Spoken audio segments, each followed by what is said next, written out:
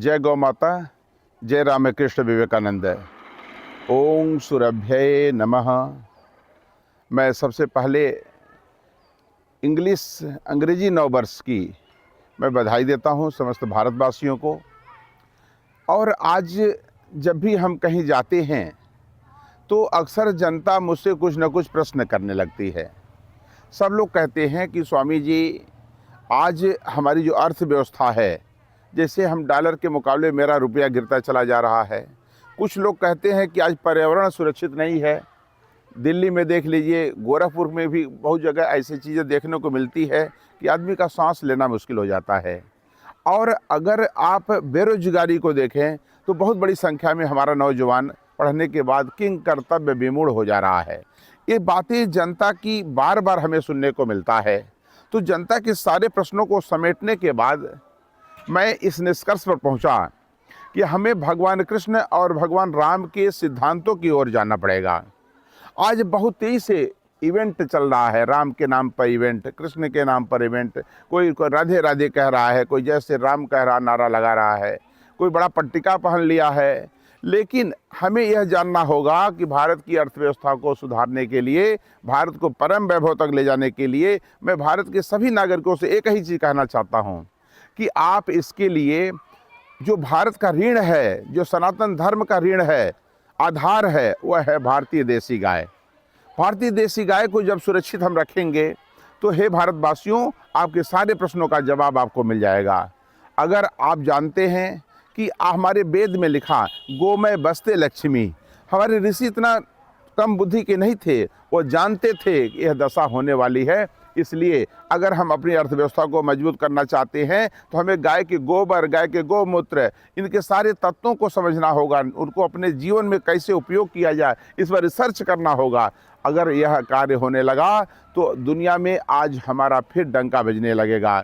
इसलिए हम समस्त भारतवासियों से आग्रह करते हैं कि अपने भारत की दशा को सुधारने के लिए, अपने आने वाली पीढ़ी को के उज्जवल भविष्य के लिए आप सभी गोव्रती बन जाएं। क्योंकि गाय की रक्षा जब करेंगे तब राष्ट्र की रक्षा हो जाएगी। और गाय की रक्षा करने के लिए सबसे अच्छा तरीका यही है कि आप अपने घर में कम से कम पंचगव्य का सेवन करें। तमाम सारे चीज़ें जो आजकल हम लोग भी बना रहे हैं, तमाम सारे और किसान और बहुत सारे लोग वैज्ञानिक इस पर काम कर रहे हैं कि जैसे एक छोटा सा उदाहरण है, हम गोमूत्र से फिनाइल बना सकते हैं, हम गोबर घी चावल से अगरबत्ती बना सकते हैं, हम गोमूत्र में अजवाइन, जीरा, जायफल, तुलसी का पत्ता डाल करके अर्घ बना सकते हैं। ये सारे हमारे जीवन के लिए उपयोगी हैं। और अगर इसका उपयोग होने लगेगा तो दो फायदा होगा, एक तो हमारी अर्थव्यवस्था मजबूत होगी, दूसरे हमारे गाय की रक्षा हो जाएगी। इसलिए हम समस्त भारतवासियों से आग्रह करना चाहता हूं कि अगर आप चाहते हैं कि आपके घर का नौजवान या भारत का नौजवान पढ़ाई करने के बाद जब निकलता है तो नौकरी उसको दोनों हाथ से लेकर के खड़ी रहे, तो इसके लिए आपको गाय की रक्षा करना होगा। अगर आप चाहते हैं हमारा पर्यावरण सुरक्षित रहे तो आपको गाय की रक्षा करना होगा। अगर आप चाहते हैं हमारा कृषि उन्नतशील हो तो गाय की रक्षा करना होगा। आज इस कारण आप देख रहे हैं बहुत तेजी से भ्रष्टाचार बढ़ता चला जा रहा है। हमारे गोरखपुर में आप देखें, अभी आप लोग सुने होंगे कि मंडी में तमाम रंगा हुआ आइटम, तमाम रंगा हुआ राशन और सब्जियां आ रही हैं। उसके पीछे कारण क्या है कि हमारे चरित्र का निर्माण नहीं है। हम भारत को नहीं समझ पा रहे हैं, हम अपने को नहीं समझ पा रहे हैं, हम यह नहीं जान पा रहे हैं कि हमारा जन्म क्यों हुआ है, किस काम के लिए हुआ है। इसलिए मैं ये समझ रहा हूँ कि एक ही साधे सब सधे, सब साधे सब जाए।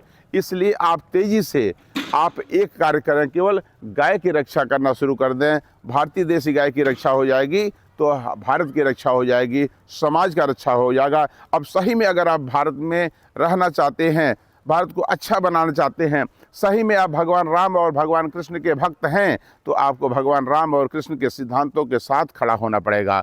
और तभी भारत की रक्षा होगी, तभी राम की दया होगी आपके ऊपर, तभी भगवान कृष्ण की दया होगी। इसलिए हम राम राम सीता राम बोलें, जय श्री राम बोलें, राधे राधे बोलें, लेकिन उसके साथ हमें भगवान राम और भगवान कृष्ण के सिद्धांतों के साथ खड़ा होना होगा, तभी आपको इसका लाभ मिलेगा। आप जानते हैं विभीषण हनुमान जिससे कहता है कि हनुमान मैं रात दिन राम का नाम जपता हूँ लेकिन मुझे राम नहीं मिल पा रहे हैं। तो हनुमान ने यही बात कहा था कि हे विभीषण, तुझे राम का नाम जपने के साथ साथ राम का कार्य करना पड़ेगा। तो जब राम का कार्य करने के लिए विभीषण तैयार हुआ तो उसे राम का सानिध्य मिल गया। इसलिए अगर हम राम और भगवान कृष्ण के सानिध्य पाना चाहते हैं तो हमें उनके सिद्धांतों के साथ चलना होगा, तभी भारत विकसित बनेगा, तभी भारत परम वैभव तक पहुंचेगा और तभी शहीदों के सपनों का भारत बनेगा। बहुत बहुत धन्यवाद। वंदे मातरम। जय हिंद, जय भारत, जय गौ माता।